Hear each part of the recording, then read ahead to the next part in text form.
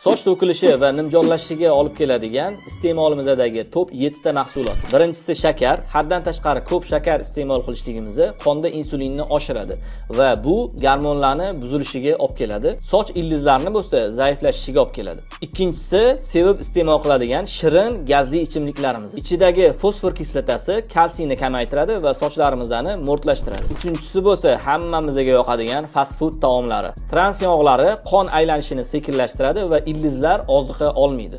To'rtinchisi oq nonlar va makaronlar. Oddiy uglevodlar sink va temir so'rilishini pasaytiradi. Beshinchisi bo'lsa ko'pchilik menimcha bundan voz kecha olmaydi, energetik ichimliklar.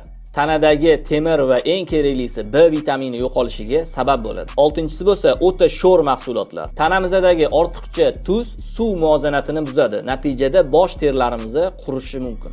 Yettinchisi bo'lsa spirtli ichimliklar.